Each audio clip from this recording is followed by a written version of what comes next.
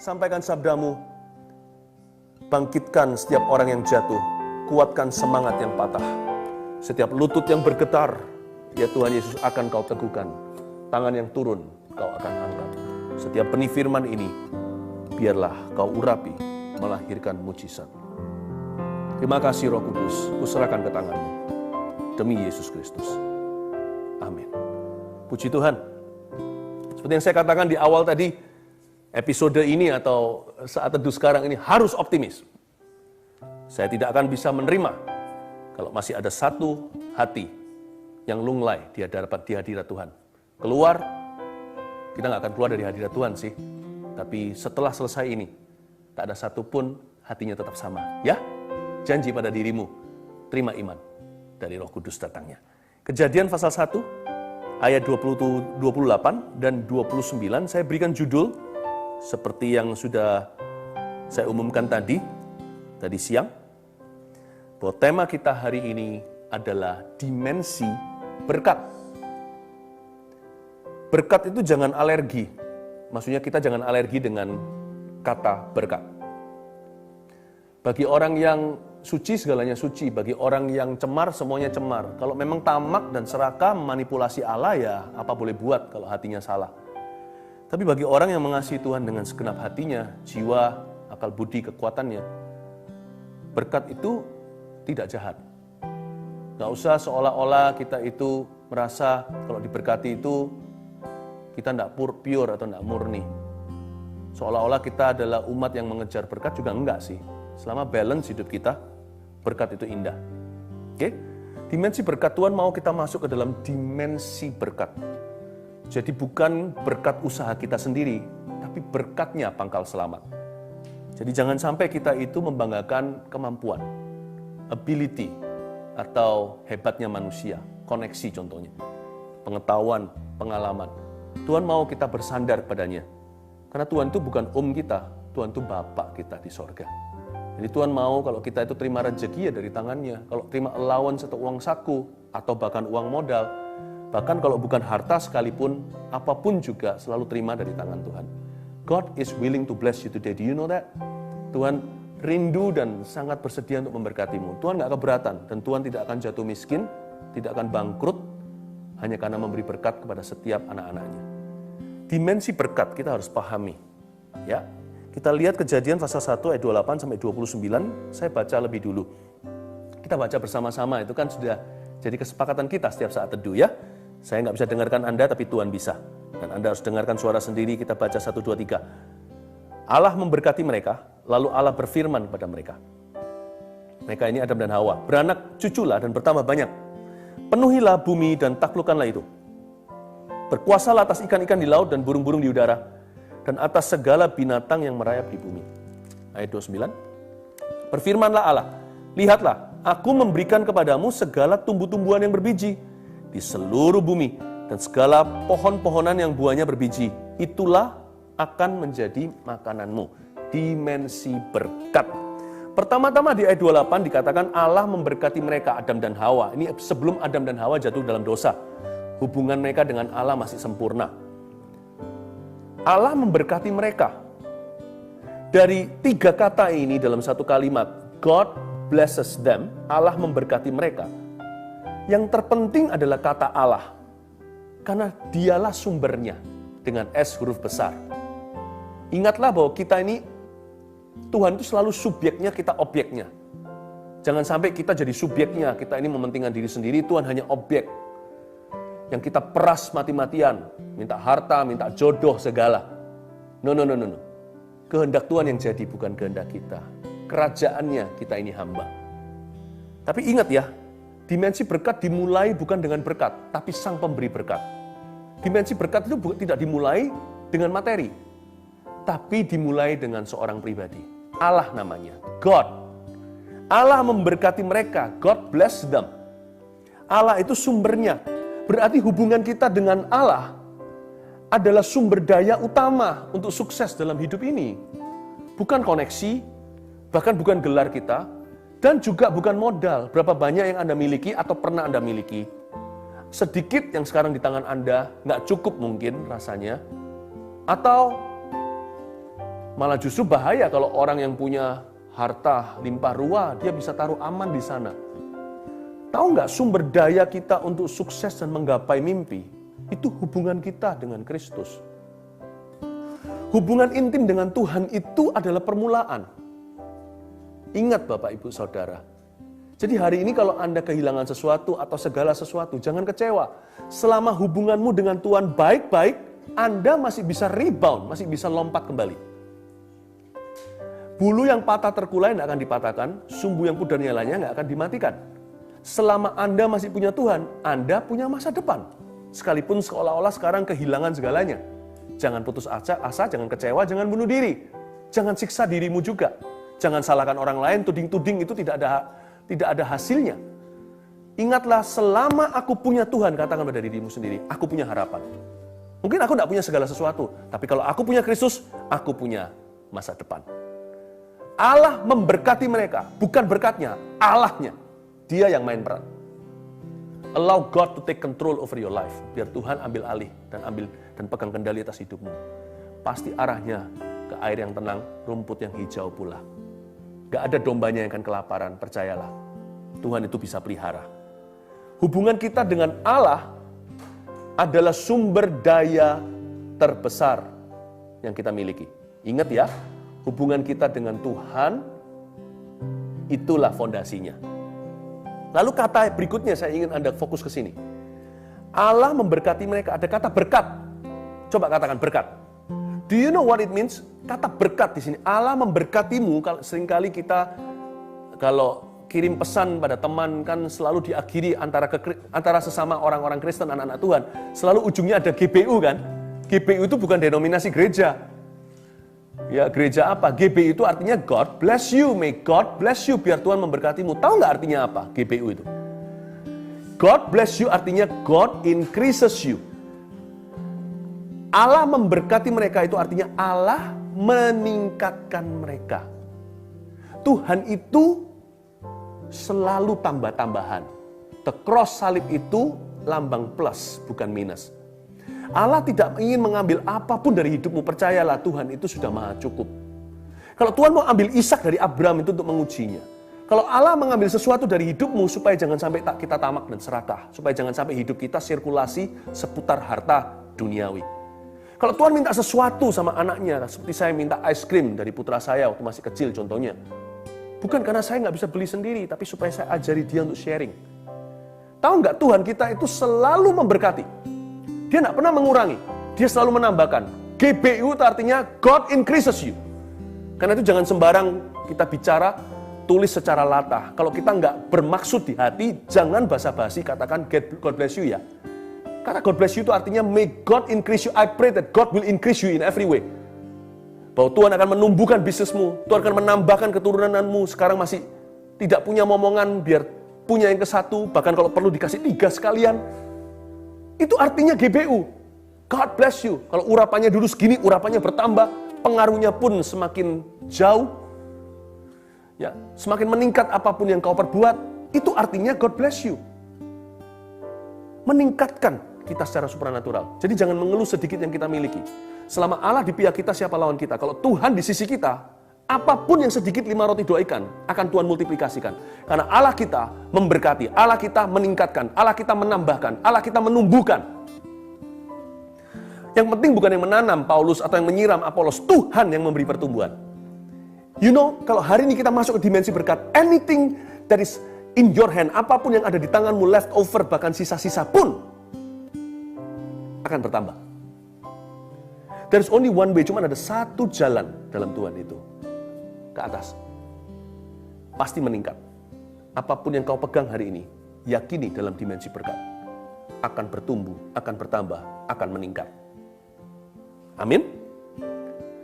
Itu dia yang disebut dengan memberkati mereka. Karena itu, hati-hati juga ya dengan julukan yang dipasang orang. Waktu saya kecil ya, ini ngomong antara kita nih. Waktu saya masih kecil dulu, saya sering dibully karena saya dulu bukan cacat sih, tapi lemah tubuh. Apalagi otak saya nggak bagus gitu kira-kira dayanya. Orang lain itu wattnya seberapa, teman-teman sebaya saya itu nggak bisa ingat nama saya sendiri bahkan. Atau nggak bisa mengingat untuk menulisnya, maksudnya ingat sih namanya. Banyak keterbatasan. Dari kecil saya dipanggil oleh teman-teman saya, anak kecil bisa jahat loh. Saya dipanggil sekelas idiot gitu, seperti orang yang blow on gitulah. Saya dipanggil dengan nama itu. Jadi saya waktu di masa-masa itu, masa kecil saya itu saya percaya bahwa saya ini bodoh. Saya ini nggak punya bakat, saya ini nggak bisa apa-apa. Saya ini si on itu. Saya bertumbuh dewasa sampai Tuhan ubahkan paradigma saya. Be careful dengan gelar yang dipasang orang, julukan itu. Remember, Anda bisa mulai sebagai orang yang mungkin tidak seberapa IQ-nya seperti saya. Tetapi di tangan Tuhan hanya ada satu jalan, meningkat, bertumbuh, bertambah. Buat apa kita jadi kelinci dulu, tapi malas-malasan, ujungnya tertidur, tidak sampai ke garis finish. Lebih baik saya jadi kura-kura, tapi di tangan Allah saya akan sampai ke garis akhir. Saya akan jadi pemenang. Jangan lihat ke belakang, jangan lihat ke dalam. Lihat ke atas, lihat ke depan. God will increase you. Jangan letakkan, jangan biarkan juga, jangan hati-hati apa yang Anda yakini tentang dirimu sendiri. Aku ini tidak bisa, aku ini begini, aduh situasiku ini mati, aku mati kutu, ini sudah skakmat hidup. Be careful, jangan kasih titik, jangan bubuhkan titik di akhir kalimat yang belum diselesaikan oleh Allah. God is not over with you. Tuhan belum selesai dalam kehidupanmu. Ya, kalau Anda tidak tahu mau ngomong apa lagi, tidak ada komentar, not bad juga kalau minimal kita bisa berkata God bless you atau God bless me. Ngomong seperti pada diri sendiri seperti Yabes, kiranya Tuhan memberkati aku berlimpah-limpah. Itu nggak tamak serakah kok. Itu Alkitab, itu firman Allah. Dan memperluas teritori daerahku sehingga sakit tidak akan menimpaku. Kalau Anda tidak bisa, belum biasa bilang GBU, bilang dulu God bless me. May God bless me. Tuhan, aku tahu Engkau memberkati aku. Aku kesayanganmu. Aku biji matamu. Aku tidak layak memang. Aku belum sempurna, tapi Kau akan sempurnakan. God bless me. Ya. Nah, lihat ayat yang berikutnya. Kalimat berikutnya. Allah memberkati mereka, lalu Allah berfirman pada mereka, beranak cuculah dan bertambah banyak. Penuhilah bumi dan taklukkanlah itu. Perintah Allah yang pertama, bahkan bukan jangan ada padamu Allah lain di hadapanku. Taurat datang kemudian. Perintah Tuhan pertama kepada manusia ciptaannya di hari H ketika mereka diciptakan adalah beranak cucu dan bertambah banyak. Perintah ke-1 dalam kehidupan kita adalah untuk mengembangkan diri kita ke arah Tuhan. Kembangkan dirimu. Develop your skill, develop yourself. Kalau Anda tidak punya bakat, Anda tidak punya keahlian, develop your attitude. Kembangkan sikap hati yang benar. Percaya dalam Tuhan, di tangan Tuhan, it is going to lead you somewhere. Itu akan menuntunmu ke rumput yang hijau, air yang tenang. Jangan sekarang langsung kita tentukan price atau upahnya. Dengan iman aja percaya di tangan Tuhan tidak akan sia-sia. Perintah Tuhan pertama kepada manusia adalah beranak cuculah. Suruh menaklukkan bumi. Jadi kalau Anda hari ini sudah kena PHK, siapa tahu ada yang sampai kehilangan pekerjaannya. Beritahu sama diri sendiri. Katakan begini dengan iman. Aku memang kehilangan pekerjaan. Kalau if I have no job, I will be the job. Kayak saya tidak punya pekerjaan, maka saya harus jadi pekerjaan itu. Saya memilih untuk tidak nganggur sekalipun sekarang saya di PHK. Saya akan cari apa yang saya bisa lakukan untuk memberkati orang lain. Untuk bisa menolong, membantu orang lain. Mungkin bukan secara materi karena sekarang saya sedang kekurangan. Tapi saya akan melakukan sesuatu, saya akan proaktif. If I have no job, I will be the job.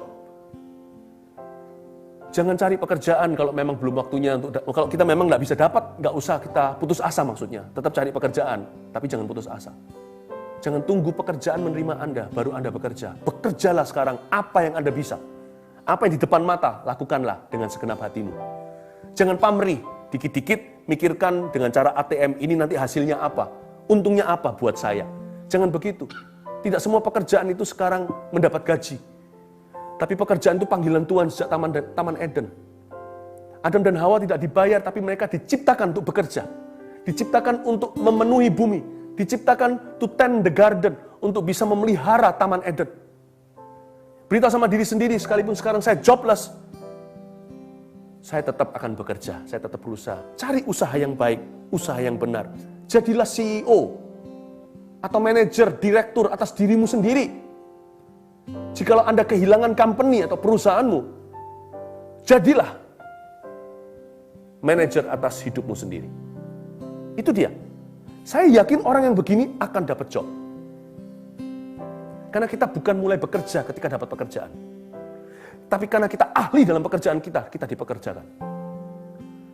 Jadi mungkin jobnya bisa on and off, apalagi di masa susah. Tapi orang yang bekerja pasti akan memperoleh ladang penggembalaannya. Tidak mungkin tidak. Be the CEO of your own life. Ya, itu perintah Tuhan kepada manusia. Beranak cuculah, bertambah banyak, suruh berkembang biak. Ini bukan bicara tentang punya keturunan saja, tapi disuruh bekerja, suruh produktif. Penuhilah bumi, taklukkanlah itu.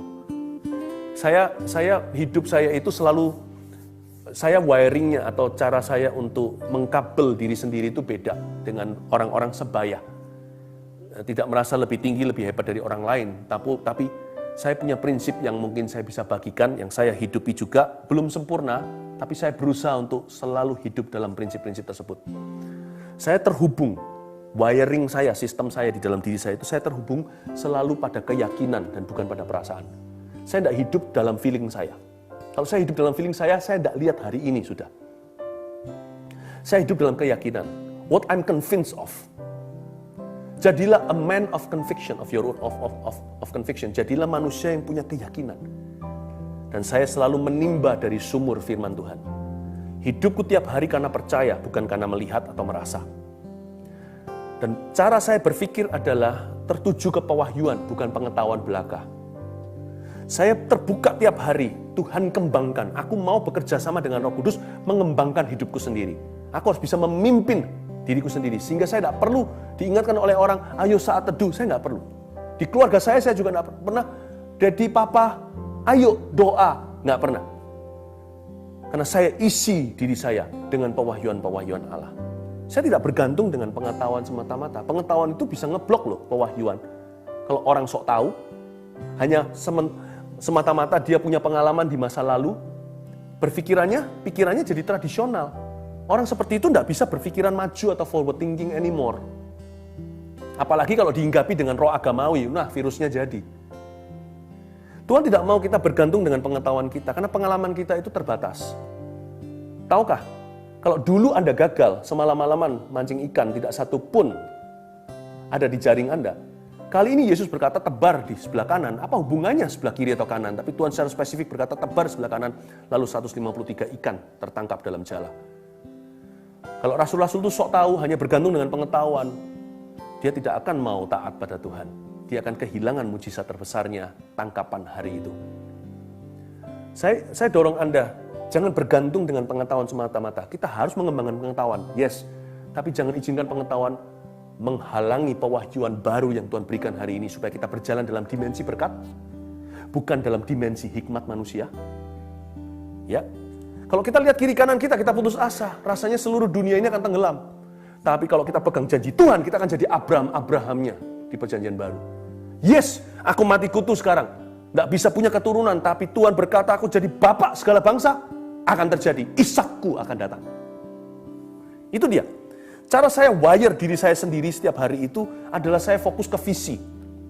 Saya fokus ke visi, bukan ke opini. Kalau fokus ke opini manusia, wah come and go.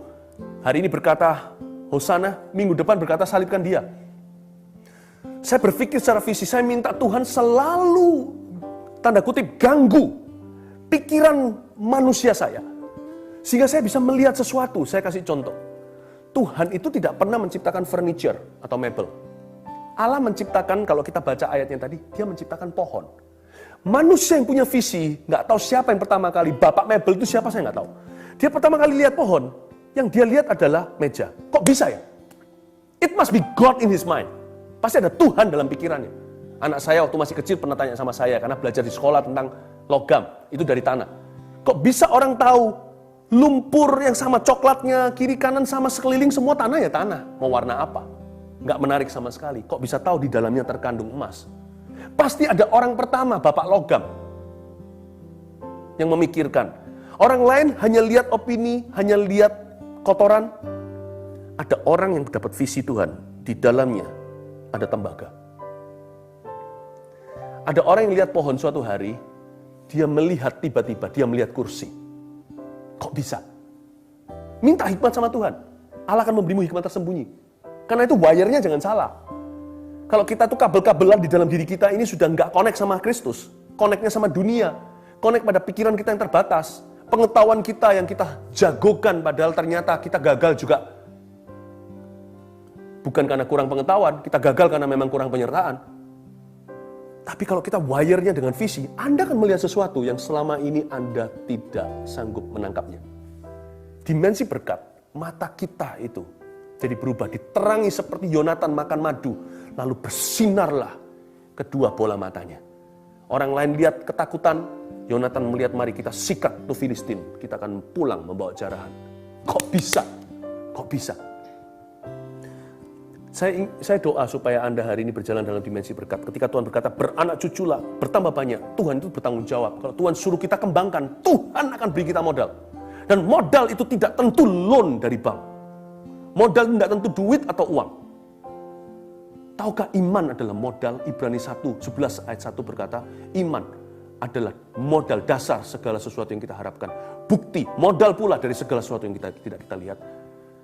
Hanya orang yang punya visi yang bisa melahirkan sesuatu yang luar biasa dari sesuatu yang biasa. Ya. Nah, sekarang kita lihat untuk meneguhkan ini di ayat 29.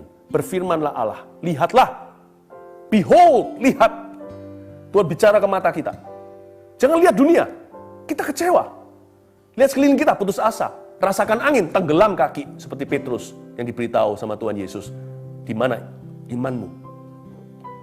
Lihatlah, berjalan dalam dimensi berkat yang kita rasakan itu Kristus dan firman-Nya. Yang kita rasakan Roh Kudus. Bukan berarti kita sangkali perasaan kita. Apa yang kita nyata-nyata rasakan dengan panca indera di sekeliling kita. No, tapi jangan biarkan itu jadi pemerintahmu. Pemerintahan Allah itu Kristus dalam hidupmu. Ya, hidup dari percaya, dari keyakinan, bukan dari pengetahuan semata-mata. Bukan dari perasaan apalagi. Ya. Berfirmanlah Allah, lihatlah, aku memberikan kepadamu, I'm giving you, segala tumbuh-tumbuhan yang berbiji di seluruh bumi. Tuhan itu luar biasa ya.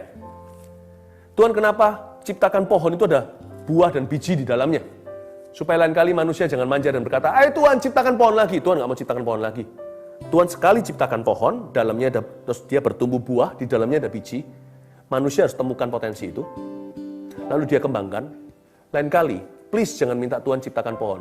Lai, datang lagi Tuhan ke dunia, ciptakan pohon lagi. Jangan. Tapi Tuhan ciptakan idea.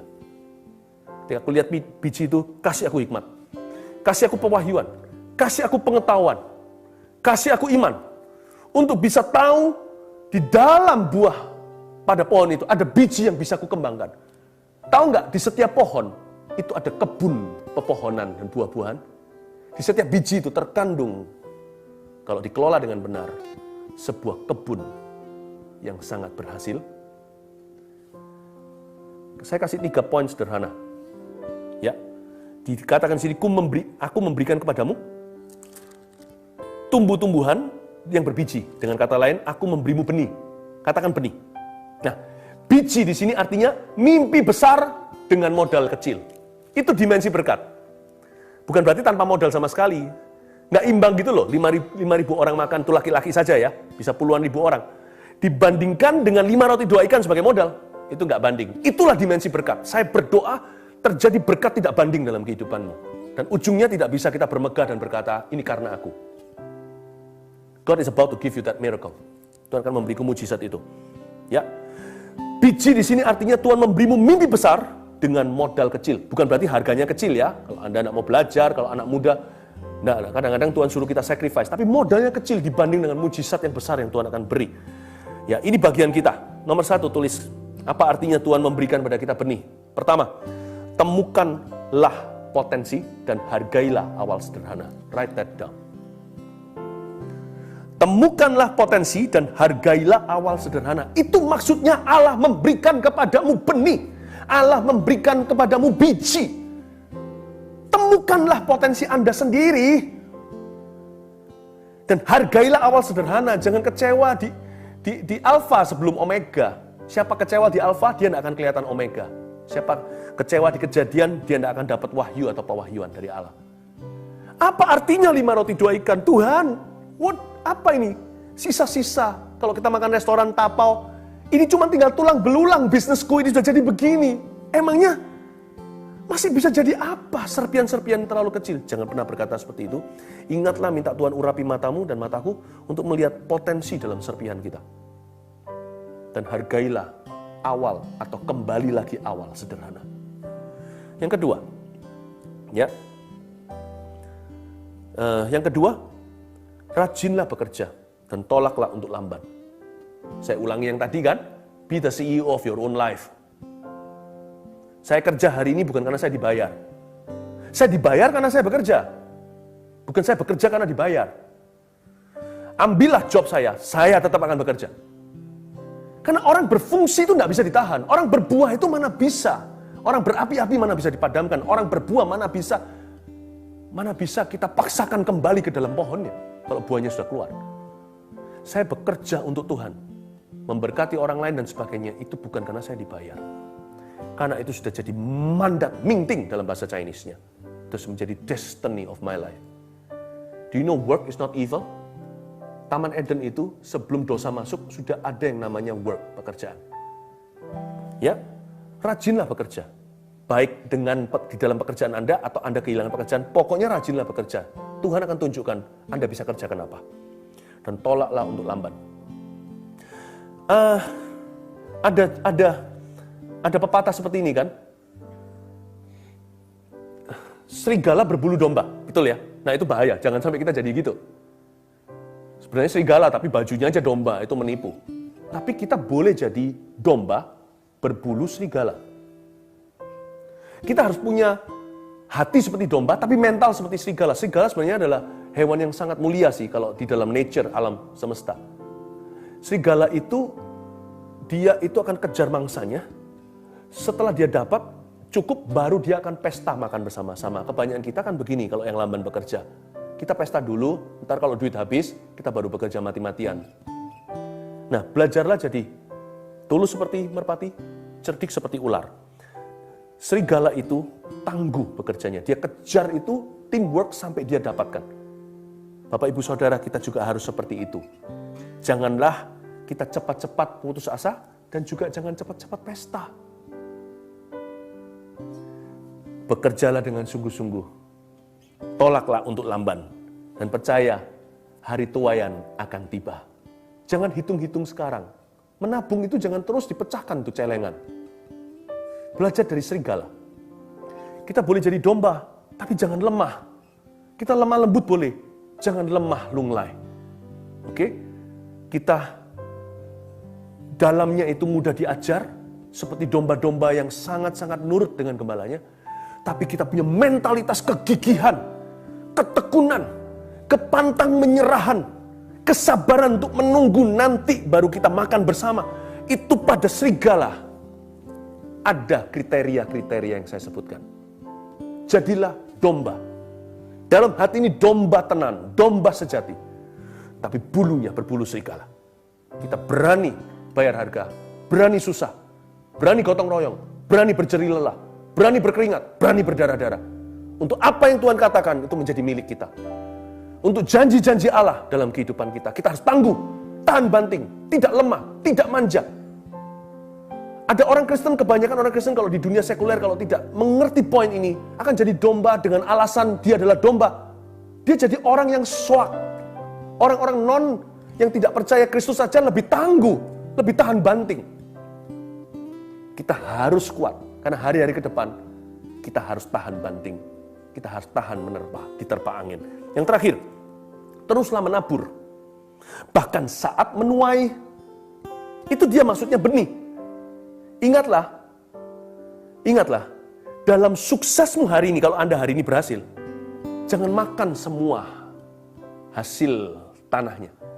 Tidak semua jagung harus Anda bakar atau Anda parut. Ada jagung harus kembali ke tanah. Ada berkat yang harus kembali ditabur.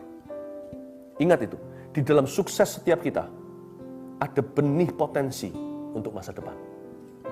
Tapi sebaliknya, apa yang merupakan serpian hari ini seperti biji benih sudah seperti abu dan pecahan. Di dalamnya terkandung potensi yang akan membawa kita pada sukses di masa depan. Nanti kalau sukses jangan lupa Tuhan. Kalau kita berhasil, ingatlah, dalam keberhasilanmu, pumpung di depan, lari lebih kencang.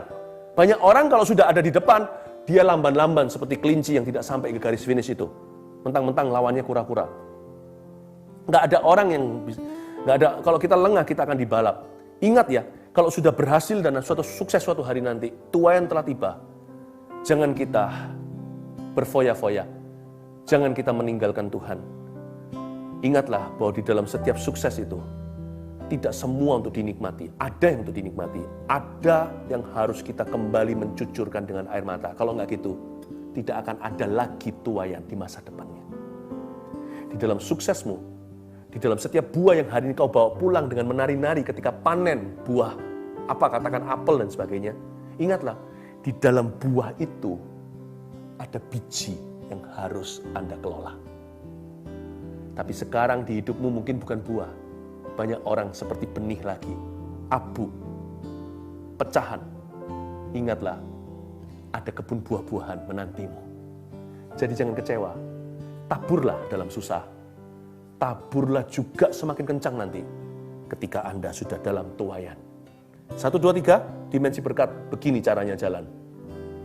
Temukanlah potensi, hargai dan hargailah awal sederhana. 2, rajinlah bekerja dan tolaklah untuk lamban. 3, teruslah menabur, bahkan saat menuai. Tuhan Yesus memberkati. Mari kita semua berdoa. Ulurkan tanganmu sekarang ke depan. Sekali lagi, saya mau berdoa buat Anda sebelum kita nyanyikan satu lagu bersama-sama. Terima kasih Tuhan. Dengan iman, saya ajak kita semua masuk ke dalam dimensi Tuhan, bukan dimensi manusia. Di mana mujizat ada, dan mujizat itu adalah warna. Hingga hidup kita bukan hitam putih, hanya usaha manusia jatuh bangunnya. Ada warna lain yang Tuhan sediakan yang bukan dari hasil usahamu. Mimpi besar itu akan terjadi, digenapi dengan modal yang sekecil-kecilnya. God will give you wisdom. God will give you strength. Haleluya. Orama kapaya shana nama. Iramata kamaya shana marama. Minggu-minggu yang lalu saya sudah berdoa untuk orang-orang kepenuhan mengalami baptisan Roh Kudus, bukan yang bisa berbahasa roh lah. Jangan ada orang yang mendakwamu antara engkau dengan Tuhan. Orama kapaya shana namata kamaya.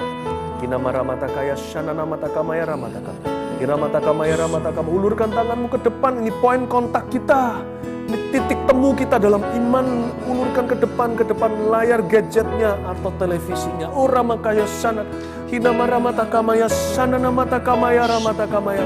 Hinamaramaya mata kamaya shana namata kamaya ramata kamaya. Saya berdoa di dalam nama Yesus untuk pekerjaan setiap orang yang menyaksikan ini ya Tuhan. Every family punya business, punya karir, punya work ya Tuhan Yesus, punya profesi. Di dalam nama Yesus berikan urapan-Mu Tuhan, bawa masuk setiap anak-anak-Mu, putra-putrimu ke dalam dimensi berkat. Sekarang kami terima dengan iman dulu. Iman kami akan melihat. Iman kami bukan karena melihat, tapi iman kami akan melihat. Maka kami akan melihat apa yang kami imani. Di dalam nama Yesus, pull everyone. Tarik setiap orang ke dalam dimensi berkat-Mu. Ya Tuhan, kami tidak mau melihat kiri kanan kami. Kami tidak mau melihat dunia, karena mata kami ketika melihat badai taufan, kaki kami akan lemah, akan tenggelam ke dalam lautan, ke dalam danau Galilea itu. Tapi kami mau melihat Tuhan, kami akan berjalan di atas air kami. Di dalam nama Yesus kami akan berjalan dalam kemustahilan. Terima kasih Tuhan. Orama kapaya shana namata kama. Ada satu orang punya 10 outlet apa? Tuhan tidak nyatakan. Anda harus tutup 7. Dan Anda berkata dalam hati, rasanya semua yang telah kuusahakan selama 5-10 tahun ini sia-sia semuanya. No. Akan sisa 3. Dan 3 itu nanti akan jadi besar. Di dalam nama Yesus Kristus terima urapan ini. Tapi Roh Kudus juga memberi saya sebuah pengertian. Bisa jadi itu juga presentasi. Ada yang harafiah tadi kepada satu orang tadi. Tapi yang lainnya dengar firman Tuhan. Dari 10-100% itu, Anda seolah-olah sekarang harus telan rugi 70%. Anda sisa 30% itu pun pas-pasan. Jikalau bukan kekurangan. Remember, dari situ Anda lihat pohon, orang lain lihat pohon, Anda akan lihat furniturmu, Anda akan lihat mebel berikutnya. dalam sukses yang dari Allah. Terimalah urapan baru di dalam nama Yesus Kristus. Tuhan memberimu mewire atau mengkabel Anda kembali ulang kepada visi dan bukan kepada opini, kepada pewahyuan bukan pada pengetahuan. Di dalam nama Yesus pada keyakinan dan bukan perasaan receive. The Holy Grace, kasih karunia Allah yang suci. Seorang anak muda, beberapa sih, gak cuma 1-2, Anda sekarang sangat gelisah karena Anda merasa seolah-olah tidak bisa continue lanjut sekolah. Ada yang dalam negeri, ada di luar negeri, ada di university, perguruan tinggi. Ada sebagian akan ditolong Tuhan, Anda akan bisa dapat beasiswa atau pertolongan. Tapi ada sebagian akan terjadi rutenya berubah. Dengar, kalau keselamatan hanya ada satu jalan. Tidak ada banyak jalan ke Roma, hanya Kristus saja. Tapi kalau soal karir Anda, ada banyak jalan ke sana. Anda jangan gelisah hatimu. Serahkan pada Tuhan, young people. Saya rasa burden, rasa sangat terbeban untuk anak-anak muda. Tuhan akan take care hidupmu. Dengar ini, find your passion and you will meet your destiny. Temukan terus gairahmu yang benar dari Tuhan. Temukan terus passion Anda. Nanti Anda akan ketemu dengan tujuan Allah. Terima kasih Tuhan. Ora makapaya shanana matakama. Seorang ibu dengan miumnya. Tuhan Yesus, aku patahkan mium itu di dalam nama Yesus, aku hancurkan mium tersebut. In Jesus name, kering sampai ke akar-akarnya, tercabut dari sistem tubuhnya. Terima kasih Tuhan. Saya dengarkan suara seperti tidak jadi kemoterapi. Ada orang yang akan dibatalkan vonis, bukan dokternya. Dokter selalu melakukan yang terbaik, berusaha untuk memberikan fakta. Tapi vonis kehidupan ini tidak akan jadi kemoterapi.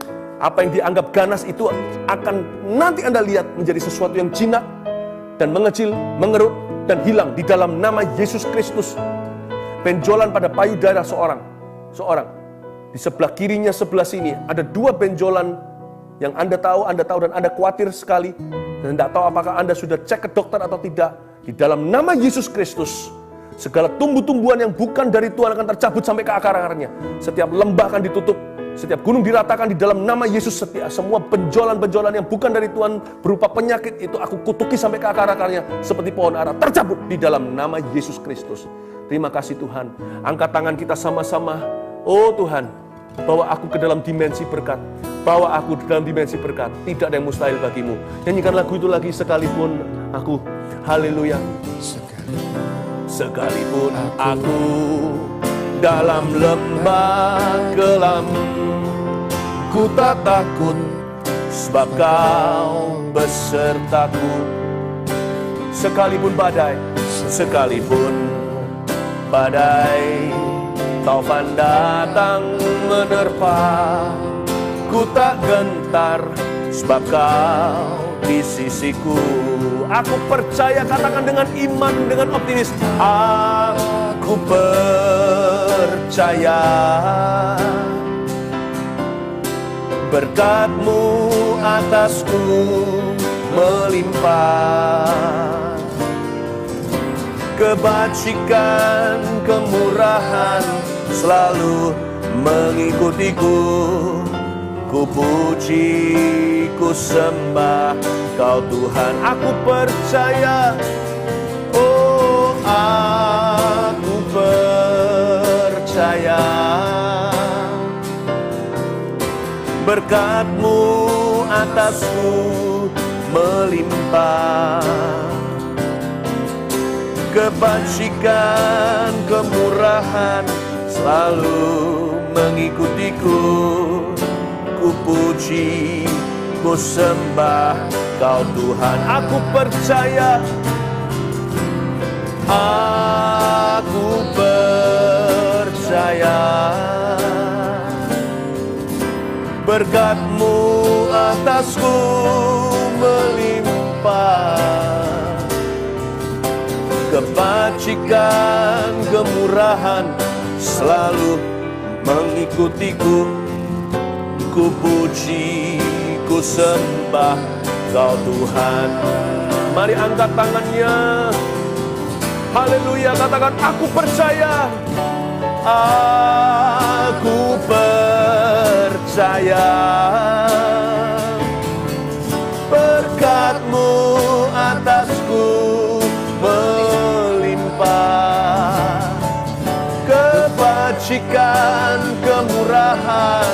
selalu mengikutiku. Ku puji, ku sembah Kau Tuhan. Kebajikan, kemurahan, kebajikan, kemurahan selalu mengikutiku. Ku puji, ku sembah Kau Tuhan. Kebajikan, kemurahan, kebajikan, kemurahan selalu mengikutiku. Ku puji, ku sembah Kau Tuhan. Terima kasih Tuhan, berkat-Mu atas setiap keluarga melimpah. Dimensi berkat terbuka, pintu-pintu baru pun mulai terbuka lebar. Terima kasih kami terima dengan iman Bapa yang baik. Thank you mendengarkan doa kami. Setiap mujizat yang terjadi. Terima kasih Bapa Surgawi, segala kemuliaan bagi-Mu. Terimalah berkat dari Roh Kudus. Oh Allah Bapa, Putra, Roh Kudus mengasihi-Mu, saudara. Di dalam nama Yesus Kristus. Haleluya.